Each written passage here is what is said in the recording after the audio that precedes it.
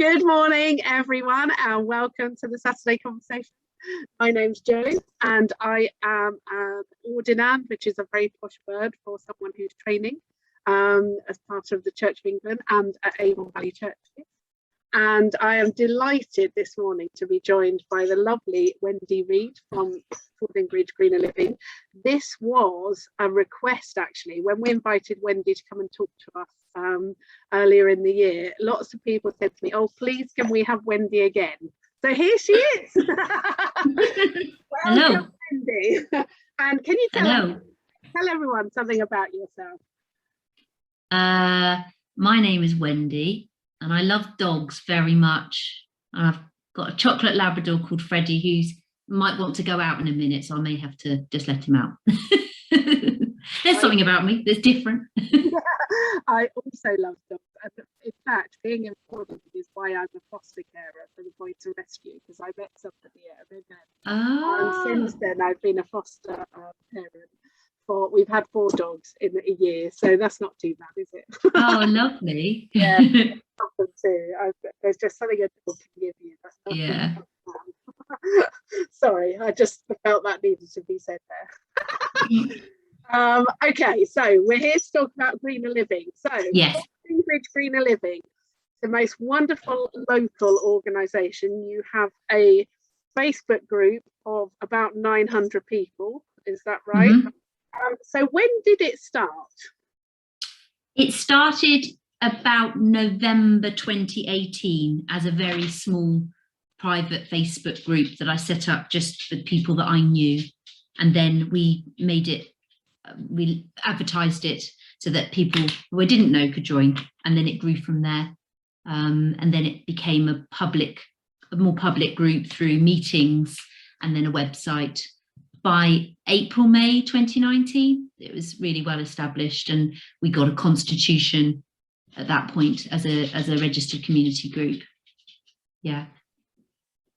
That sounds brilliant. And so what does Fordingbridge Greener Living actually do? So you've got your Facebook group, but what is it you actually do on a day-to-day basis?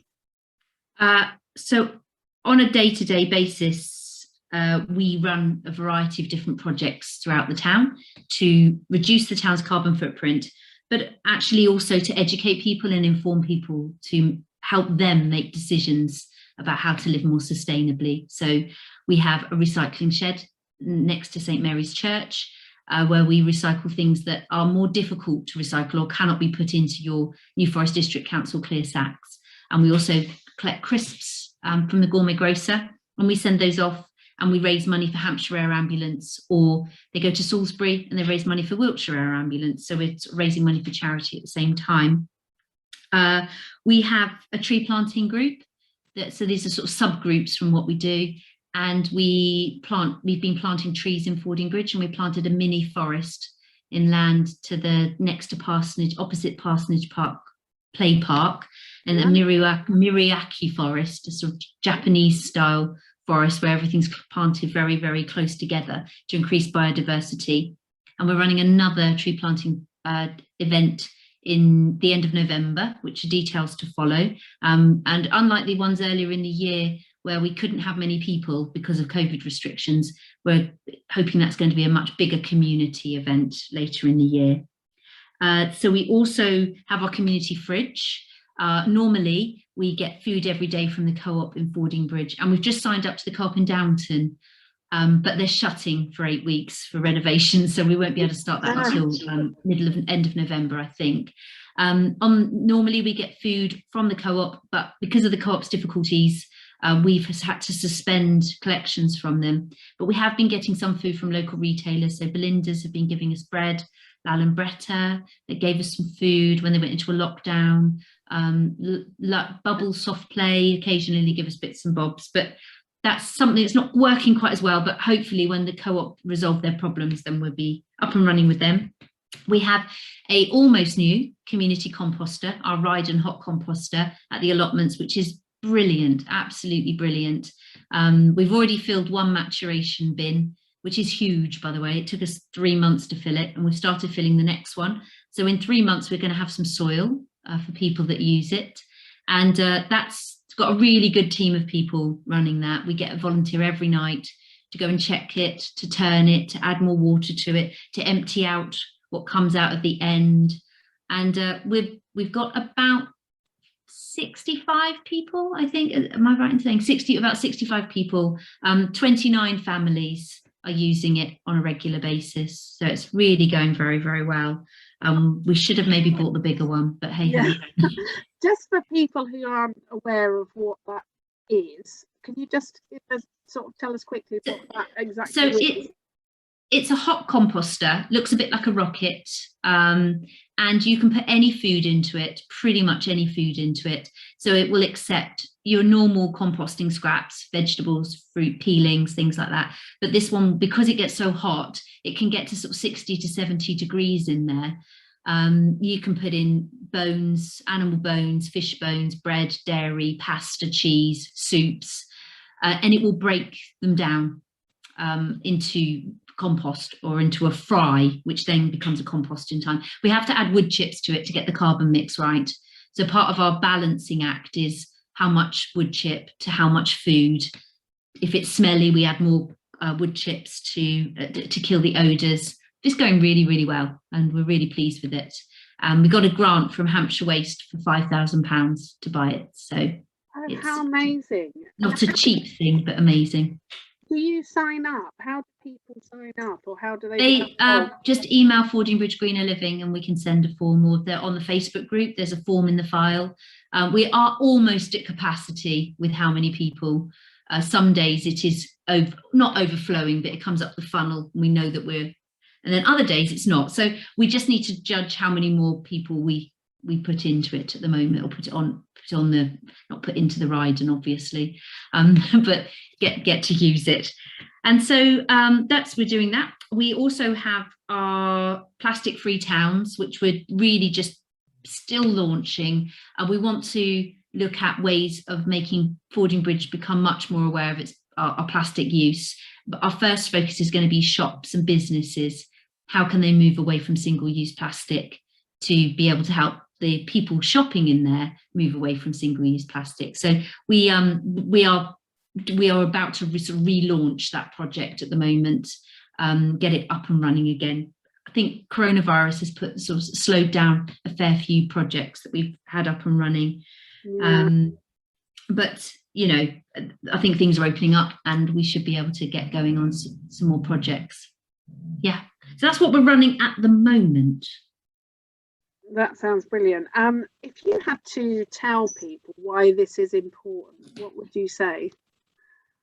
Oh, I don't think I need to tell anybody that it's important. I think you turn the television on, you open a newspaper, and you'll be told it's important.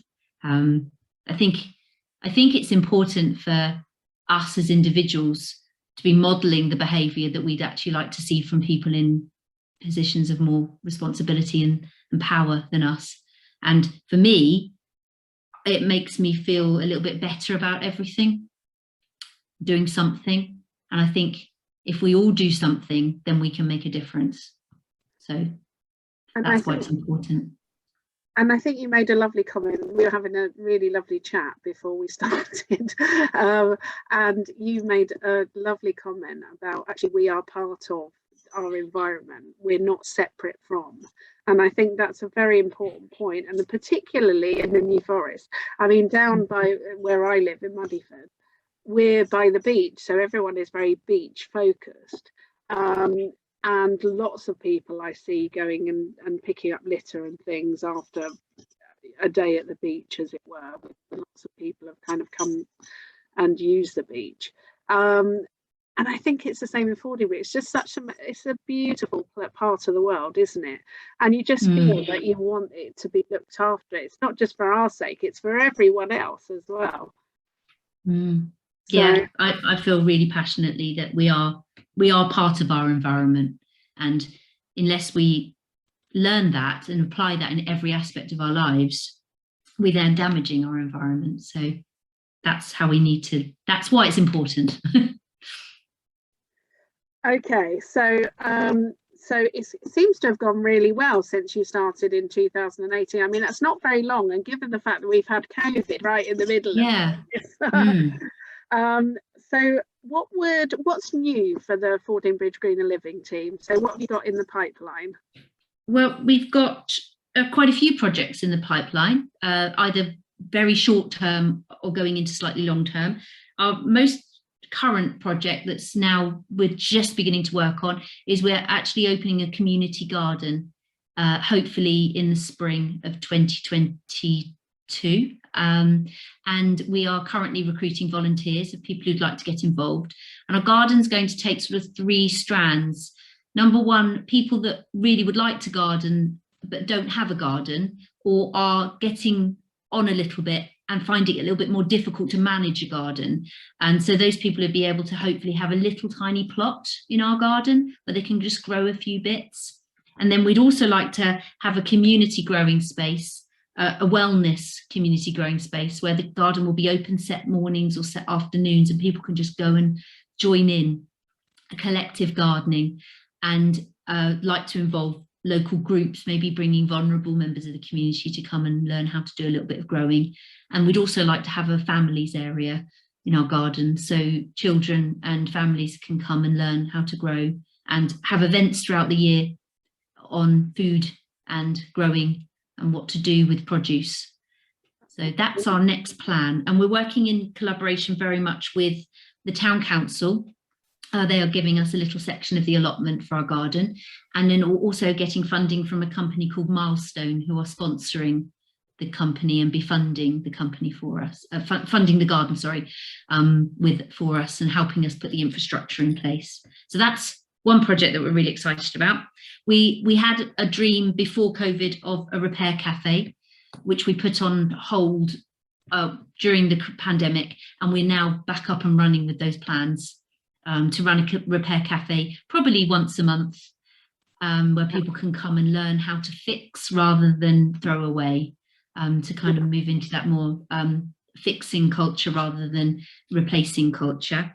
And we would also like, one of our projects next year is to look much more at educating and application of food awareness, and the idea of eating less meat, but the meat that you do eat is locally sourced, good quality, with high animal welfare, and then looking at alternatives to eating meat, and so looking at more vegetarian options. And I think people often enjoy vegetarian food and vegan food, but they don't always know how to cook it, or how to cook it well. And so we'd love to do some cookery demonstrations, looking at sort of maybe monthly recipes that people can try that are meat free and dairy free.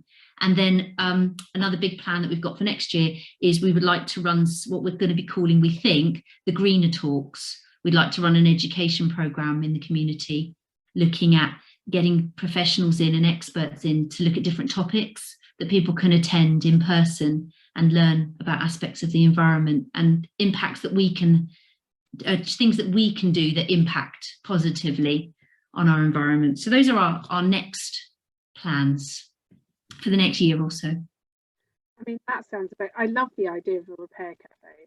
I really do. And as you say, I think so many people, I was talking to a mum this morning, and she was saying how she missed having, I've forgotten the name of it now, but there was a local sale where you could pick up children's clothes cheaply, and I can't remember the name of it. A clothing exchange. Yeah, it's something like that. And I said, oh, there's no reason why we can't actually organise something like that. Because I just think that people, as time goes on, people are recognising just how much damage our excessive kind of buying and, replacing, as you say, is doing. I mean, it's just, and there's just so much more rubbish to contend with. So the more you buy, almost, the more you've got to deal with, haven't you? And yeah, so I think it's definitely shared by so many people I know. Yeah, we did run a clothing exchange in 2019, and it was really well attended, and we had dreams and plans to do more of them, but the pandemic happened. But it is something that we would look at, we will be looking at again, the carbon footprint of clothing is considerable. I can't remember the statistic of how much water goes into a single pair of jeans. I think it's something like one person's water for a year in a single pair of jeans, or something like that. And so actually, lots of time we throw away clothes that are in perfectly good condition. So let's find a new home for them. Yeah, I'm quite fascinated by this. Is one of my dreams, actually. I don't mind sharing it with you and everyone who's watching at home. I would love to have a clothing repair, organise a clothing repair sort of activity, because I think so many people would like to know how to repair their clothes, or how to repurpose their clothes, or how to, when their kids grow out of clothes, all the stuff that our grandmothers knew, but of course has got lost, you know, a generation lost so much of that. And I really would love to be able to kind of facilitate something like that. So one of the aspects of our repair cafe is going to be textiles. So we'd like to have people with sewing machines teaching people how to sew, do seams, how to do repairs, and how to learn how to use a sewing machine. So that is going to be one aspect of the repair cafe. So hopefully. By the way, we've got 2 sewing groups. I know where you are within our churches. So please, if anyone would like to help Wendy, do let me know. Do let Wendy know. We'll be looking for volunteers as soon as we're a bit further down the road, definitely. Yeah, that sounds brilliant. And in fact, quite recently I met a lady who has got a project which works alongside women in Nigeria, but also women in this country, making dresses that fit from size 6 to 26. They're absolutely fascinating. I've had one on me. Brilliant dress. And I love the whole idea of that, because it's empowering women in a completely other country, but also in this country, to make clothes, and all their fabric is off cuts, or you know, they've prevented it going to landfill, or all of that. So it's fascinating, absolutely. That's called the project. So I'm currently trying to get that lovely lady to come and have a talk to us at some point. Great idea. So, and they've actually got a patented dress that they use. But yes, as I say, amazing what can be done actually with the right passionate people to come together. So if you were going to give a piece, so this is my last question today, because we have been talking for quite a good time now. If I was going to ask you, what would you like if you were going to give some advice to people? Actually, no, let me ask you 2 questions. I know that you have because I follow you in the group, and I know that you have a problem with certain things that are put in your boxes. So is there anything you'd like to share now to just remind people that they don't go in the boxes? Oh gosh, there's going to be a huge list. Right, so we don't take blister packs anymore for medicine, and so they don't go in the foil box unless they are completely foil blister packs. So my dog has Onsior, which are completely foil. They can. So if they've got any plastic in them, they can't go in there. So now you're really putting me on the spot. Milk bottle tops, just milk bottle tops, no other bottle tops, no other, just milk bottle tops. What was the other one? So crisps don't go in the shed at all. Just leave the crisps at the gourmet grocer. People just throw any old plastic wrapping in there rather than biscuits in one and sweets in another. They all get mixed up. But I think that's the hardest of the 2 boxes to get right. Wet pet food packaging in the dry pet food box. That doesn't happen so much now. So you might have a pouch, you might feed your cat or dog pouches, but we can't take those because of it being potentially for infestation in there. So we just take the kibble packaging. Gosh, now you're really putting me on the spot. I'm actually visualizing the shed here. What other things go wrong regularly or not so regularly? Gosh, water filters has just been one. People just putting any old water filters in there, where it's only aqua and Brita ones that we take. Is that everything? I'm going to finish now and go, oh, but there's this really important one. I can't remember. I think that's most of it. And if you're in any way confused and you go into the shed, all of the boxes have got signs on them. They've all got signs saying what we do take and what we don't take. So if there's not a box for it, unfortunately, please don't wish cycle. That's what we've been calling it. Wish cycling. You wish it was, so you put it in there. But on the whole, like with everything, it starts off with people making lots of mistakes, and you just gently remind people, gradually get there. And so there's probably only a few people that do get it wrong, really, but it just sends the shed volunteers slightly mad as they go, but it's on the whole, it's fun. I enjoy your post because I think it must be I mean, I know from the recycling shed that we're free, it can be a real nightmare actually trying to sort bits and pieces out, because it's an extra job on top of the one of taking it where it needs to go. You've actually first got the job of sorting. Yes, you have. But if you really can't be bothered, or you've got too much on, but you still want to recycle it, the co-op have a scrunchy recycling bin in there. All of it that's scrunchy, if you don't want to put it into the shed to go to charities, but it'll still be recycled if it goes to the co-op. So there's an option, a different option there. Yeah, that's brilliant. Absolutely brilliant. I mean, I think it's amazing, and I love how, I mean, when I'm in the hall, quite often I'll see people come and put stuff in the shed, and it's wonderful to see actually that people are doing it and they appreciate it, and it's been there that long, really, has it, in the grand scheme of things? No, it came in November 2019, so it wasn't open long before it was locked up with coronavirus. Oh, exactly. Yes, that's absolutely right. So what was the last thing I was going to say? Okay, so one piece of advice that you give to all the viewers at home about what is the minimum. So let's say you're starting, I mean, most people have to recycle. And I always think we do these things in a small way.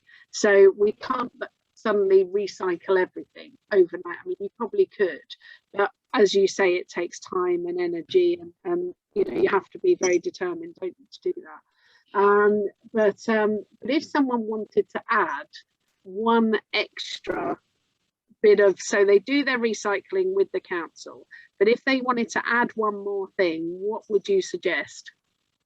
One more thing that they do in their lives. I would, there's too many things to give one, maybe. I would say, as well as recycling, the one thing that people should really be doing is reducing. So and we have on the Facebook group, in the file, we have a plastic-free audit, which I think is a brilliant document. And you just go through it and you can tick whether you're already doing it, and then tick what you're going to do. So it goes through every room in your house and it says, right, okay, so for example, just trying to give an example, I currently use shampoo and conditioners, but could I resort to something else? Could I go to a refill shop to get shampoos and conditioners, or could I change to a bar for shampoos and conditioners? And there's so many companies out there doing it. And then you commit to some changes that you're going to make. So rather than changing everything, you might commit to 4 changes in the next 4 months, and then add another one, then add another one. And gradually you will find that you are reducing your use of single-use plastic considerably, and you'll see your bin get lighter and lighter each week as you are not throwing away so much. That's what I think is the most important thing that we will start doing, is reducing our use of things. And yes, recycling and upcycling, but reducing actually what we need. We just don't need as much. And if anyone isn't on the Facebook group, but they'd still like a copy of the audit, they can just email Fordingbridge Greener Living at gmail.com, and I'll send them a copy of it as a Word document, so they can just do it themselves. That sounds absolutely brilliant. Thank you so much, Wendy. It's so lovely to talk to you. And this is not the first time we've spoken. I'm sure it won't be the last. And you know, we're very much behind everything that you're trying to achieve. I've said to you before, if you ever need any help, you know, do come to us. And Thank it's you. the same for everybody we work with. You know, if you would like to know more, do come to Wendy or come to us to put you in touch with Wendy. But I think it's one of the, in fact, I have mentioned you more times than I can remember in meetings and things where people suggest doing certain activities for children. And I say the Fordingbridge Greener Living group would not be happy if I gave out this much plastic in 1,000 bags or whatever. So we've really got that awareness actually in the children. Good, that's brilliant. So great. You know, I said, but it's so important as well, because we obviously are part of a much bigger whole as the church. So we also want to share what good practice in that sense from what we did where we are. So so I just take my hat off to you. You're absolutely amazing. I think the composter sounds fantastic, actually. Absolutely brilliant. And yeah, I just wish you all the best. Thank you for joining us this morning. Thank you very much. Take care, everyone at home. Give us a wave.